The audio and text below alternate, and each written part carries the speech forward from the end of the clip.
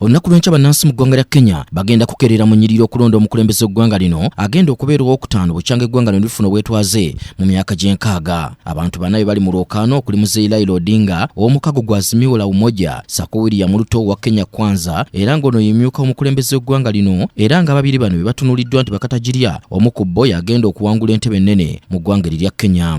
Abalala abali mu lwokaano ye David Mwaure Wahiga okuva mu kibiina kya Agano Party ne George Wajachoya ow'ekibiina ki Roots Party. Abajja empapula okuvuganya ku bukulu buno bali 17 kyokka akakiiko ak'ebyokulonda kasunsulamu abo bokka abana era nga gwe muwendo gw'abavuganya omutono ogukyasingira ddala bukyanga ebyobufuzi bitandika okuba eby'ebibiina ebingi mu ggwanga lya Kenya.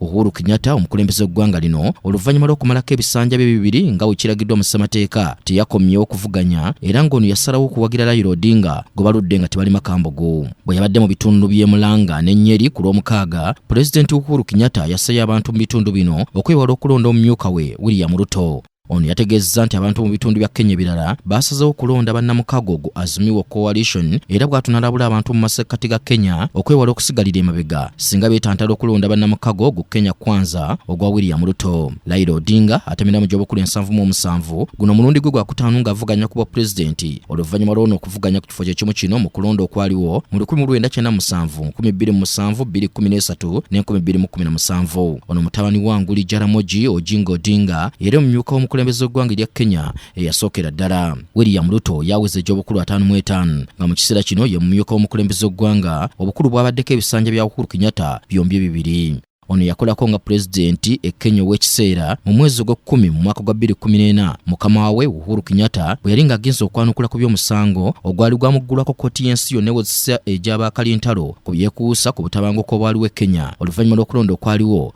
mu 2007.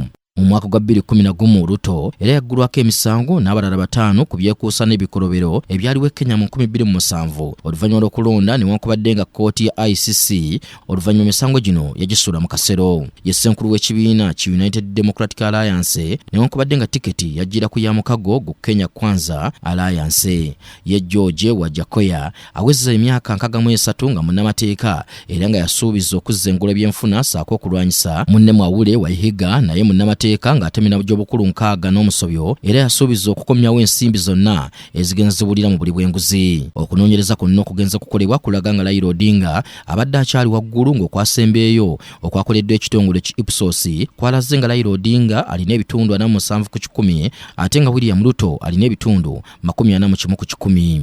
Wabula abatunuuliza bamu bagamba nti okulonda kuno kugenda kubeera kwa lyanda kulyanda era nti ababiri bano boolekedde okubulako aweza ebitundu by'obululu ebissalira okulangirirwa ku buwanguzi eby'ebitundu ebisoma mu 50 ku 100 ekiyinza okuviirako okulonda okwenvuunula bibya. Okunoonyereza kwalaze nga bannansi ba Kenya abasinga mu bitundu by'ebibuga basinga kutawaanyizibwa bbula lya mirimu saako buli bw'enguzi so nga abantu mu byalo ensonga zaabwe ziri ku bbula ly'emirimu n'ebyenjigiriza ebitali bulungi ku mutindo. Okuwenja akalulu eno kutambulidde nnyo mu nnyimba nga bavuganya naddala babiri Raila Odinga ne William Ruto buli omu abadde n'ennyimba ez'enjawulo ezibakungira abantu okubalonda.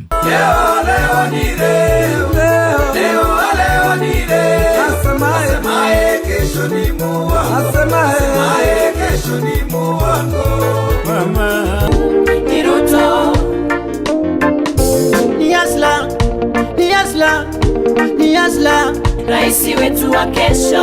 Okulonda e Kenya kutandika ku ssaawa 12 ez'okumaliri ne kukomekerezebwa ku ssaawa 11 ez'olweggulo okusobola okubala bululu mu bifo ebironderwamu. Bannansi bangi e Kenya abasuze emitima gye beewanise nga beeraliikirira ku kigenda okuddirira oluvannyuma lw'okulonda era nga waliwo ababinnyise mu nsuwa ne baddukira mu Uganda wano naddala abo abawangaalira mu bitundu ebiriraanye ensalo n'eggwanga lya tulini lya Uganda.